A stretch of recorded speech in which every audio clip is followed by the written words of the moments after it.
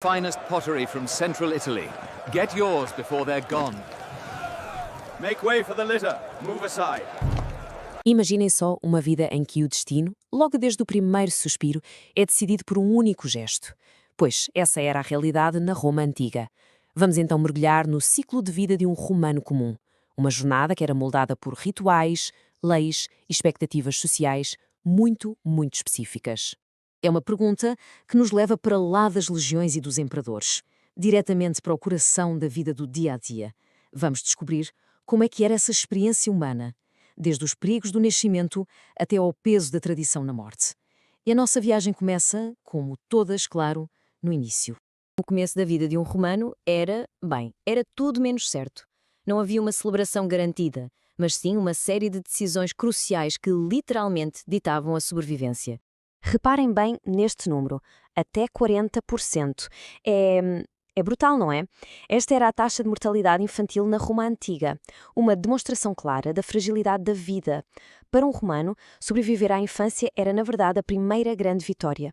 Ora bem, no coração da família romana estava este conceito, a pátria potestas. Basicamente, isto dava ao chefe de família, o pater familias, um poder quase absoluto. E não era só sobre as crianças, a sua autoridade estendia-se a filhos e netos adultos para toda a vida. Mas era no nascimento que este poder se manifestava da forma mais dramática. O destino de um recém-nascido era selado num único gesto simbólico. A criança era colocada no chão, à frente do pai. Se ele a levantasse, estava aceite na família. Se não o fizesse, o destino era o abandono. Uma prática que nos parece muito dura hoje, mas que era uma realidade aceite na sociedade romana. Ok, então, se a criança fosse aceite entre o 8º e o 9º dia depois de nascer, celebrava-se o Dias Lústricos. Era uma festa de purificação e, claro, de nomeação. E aqui há um pormenor engraçado. Os romanos tinham um conjunto muito limitado de primeiros nomes, os pré-nomina. Nomes como Marcos, Lúcius ou Gaius eram extremamente comuns. Para proteger as crianças nesta fase tão vulnerável, os romanos recorriam a amuletos. Os rapazes, por exemplo, usavam uma bula ao pescoço. Podia ser de ouro para os ricos ou de couro para os mais pobres. Era um lembrete constante da sua fragilidade e um escudo contra os maus espíritos, que eles usavam até se tornarem homens. Pronto, uma vez ultrapassados os perigos do início da vida, começava a infância. Mas aqui, os caminhos para rapazes e raparigas dividiam-se de forma drástica, preparando-os para mundos completamente diferentes. A partir dos 7 anos, as vidas divergiam completamente. Os rapazes eram educados para a vida pública, o fórum, a política, a guerra. As raparigas, por outro lado, eram preparadas para serem matronas, ou seja, gestoras do lar e mães. A esfera delas era a doméstica. E esta distinção de papéis definia toda a sua existência. A educação de um rapaz da elite seguia um percurso muito estruturado. Começava com o básico, com o literator, onde aprendia a ler e a escrever. Depois, progredia para o gramáticos, onde mergulhava nos grandes clássicos. O pináculo era o retor, que ensinava a retórica, a arte essencial de falar em público para qualquer romano com ambições. E depois, claro, chegava o grande momento, a passagem para a idade adulta.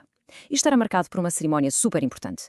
O jovem trocava a sua toga, de criança, que tinha uma borda púrpura, pela toga virilis, a toga branca do cidadão. Era um momento de grande orgulho, em que era acompanhado pela família e amigos ao fórum para ser registado como cidadão de pleno direito. Com a idade adulta, vinha o próximo grande passo, o casamento. Mas em Roma, a ideia de romance era muitas vezes secundária. O casamento era, acima de tudo, um acordo estratégico e social. A lei romana reconhecia diferentes formas de casamento. A confarreatio era a mais formal e antiga, reservada a muito poucas famílias. A coemptio era uma espécie de contrato de compra. E depois havia o usus, a forma mais comum, que era basicamente o casamento por coabitação. Bastava viverem juntos durante um ano. Uma abordagem surpreendentemente pragmática, não acham? Mas atenção, apesar de ser quase um negócio, o dia do casamento estava cheio de rituais muito vívidos. O véu colorido da noiva, o flamelium, era um dos elementos mais distintivos. E o ato de a carregar pela porta da nova casa era um ritual para evitar que ela tropeçasse, o que seria visto como um péssimo presságio para o início da vida de casada. E já agora a ideia do até que a morte os separe nem sempre se aplicava. O divórcio, ou divorcium, era surpreendentemente simples e comum. Em certos períodos, bastava que um dos cônjuges declarasse a sua intenção para que a união terminasse. Claro que, inevitavelmente, a vida chegava ao fim. Para os romanos, a morte não era apenas um fim, era uma transição que exigia rituais muito precisos para garantir o bem-estar do falecido na vida após a morte e, claro, a continuidade da linhagem familiar. A preparação do corpo era levada muito a sério, era super meticulosa. Era um dever da família garantir que o falecido estava pronto para a sua jornada. A moeda na boca era para pagar a travessia do rio Estige, no submundo, a Caronte. O corpo era depois exposto na entrada da casa para que toda a comunidade pudesse prestar a sua última homenagem. E se a pessoa fosse alguém importante, o funeral era um verdadeiro espetáculo público. A pompa funebris era uma demonstração do estatuto e da história da família. O elemento mais fascinante era o uso de máscaras de cera dos antepassados, que eram usadas por atores que desfilavam na procissão. Era uma forma de ligar o falecido à sua longa e ilustre linhagem. Aqui há um ponto interessante. Os romanos não tinham só uma forma de lidar com os mortos. Praticavam tanto a cremação como a inumação. Durante grande parte da República e do início do Império, a cremação era a norma. O corpo era queimado numa pira e as cinzas recolhidas.